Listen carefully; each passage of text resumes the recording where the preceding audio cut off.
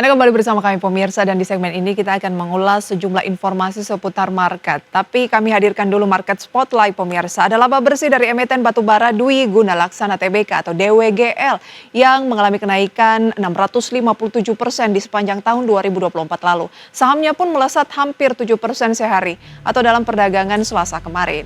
Kemudian ada Wijaya Karya Tbk atau Wika yang disuspensi bursa di tengah gagal bayar obligasi. Goldman Sachs menaikkan proyeksi harga emas akhir tahun 2025, ada perkiraan menjadi $3.100 Amerika Serikat dari posisi saat ini di kisaran 2.900-an yang juga sudah rekor. Dan kita ke agenda ekonomi pemirsa, ada pidato Presiden Amerika Serikat Donald Trump, kemudian indeks harga konsumen dari Inggris, kepercayaan konsumen dari Spanyol dan beberapa agenda lainnya seperti neraca perdagangan dari Jepang dan keputusan suku bunga dari Indonesia atau BI pemirsa dan tingkat inflasi dari Selandia Baru.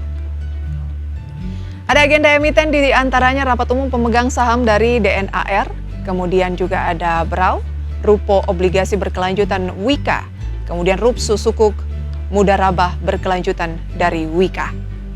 Update dari Bursa Asia pada pagi hari ini ketika indeks global Amerika Serikat dan Eropa kompak rekor, Nikkei Jepang turun tipis 0,03%, Straits Times naik 0,47%, Kospi Korea naik 1,52% dan Hang Seng Hong Kong turun 0,87%.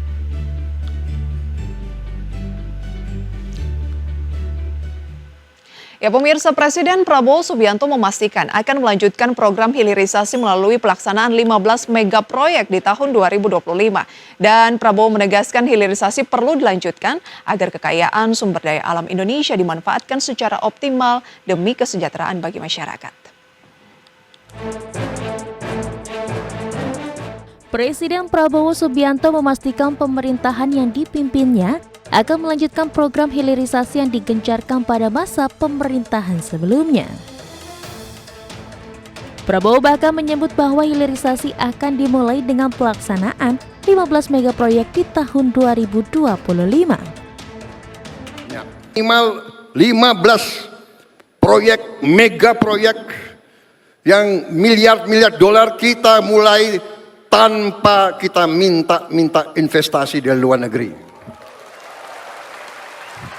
Kita akan wujudkan cita-cita Bung Karno, berdiri di atas kaki kita sendiri. Kita tidak akan minta-minta. Ada yang datang dari luar, hanya bisa saya bilang, silakan. Anda mau masuk ke Indonesia, kami terbuka. Tapi kita tidak akan mengemis. Prabowo menegaskan hilirisasi perlu dilanjutkan agar kekayaan sumber daya alam yang dimiliki Indonesia bisa dimanfaatkan dengan optimal untuk memberikan kesejahteraan bagi masyarakat. Prabowo pun mengatakan Kabinet Merah Putih menganut asas keterbukaan untuk para investor namun tidak akan bersifat memaksa. Terkait hilirisasi, Presiden Prabowo Subianto diketahui sudah membentuk Satuan Tugas Percepatan Hilirisasi dan Ketahanan Energi Nasional. Satuan tugas ini diketuai oleh Menteri Energi dan Sumber Daya Mineral Bahlil Lahadalia. Pembentukan Satgas ini tertuang dalam Keputusan Presiden Nomor 1 Tahun 2025 yang diteken pada 3 Januari 2025. Dari Jakarta, Tim Liputan IDX Channel.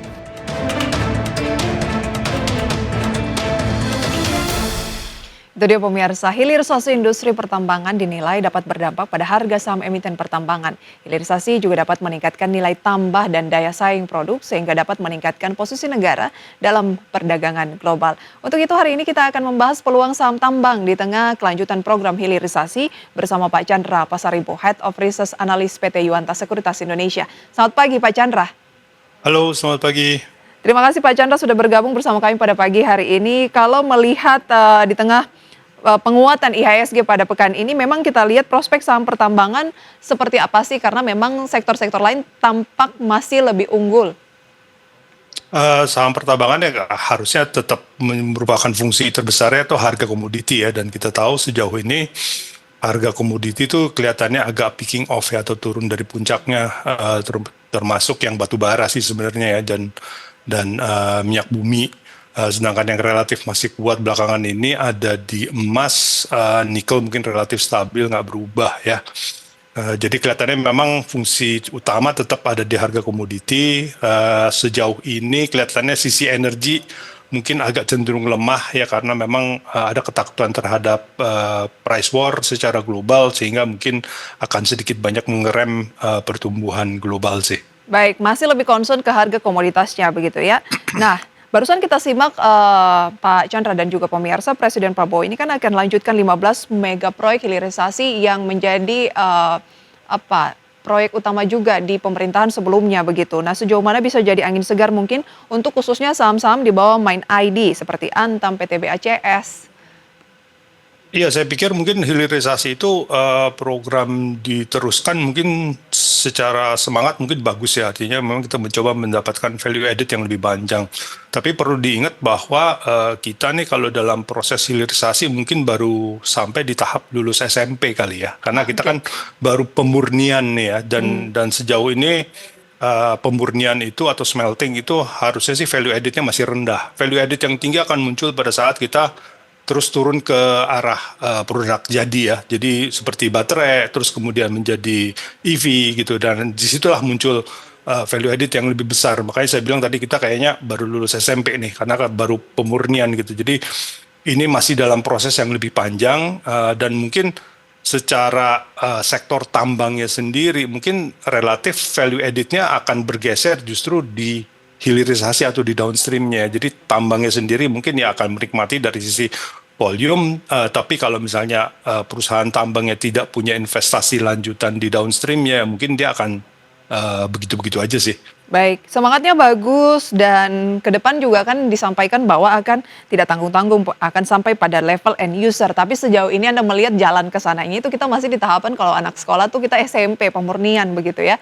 Berarti masih Betul. cukup panjang. Artinya bisa dikatakankah bahwa sentimen mega proyek, ada 15 mega proyek hilirisasi yang rencananya akan dilanjutkan oleh pemerintahan sekarang, mungkin belum akan terlalu diterjemahkan oleh para pelaku pasar di saham-saham yang berkaitan dengan pemurnian tadi?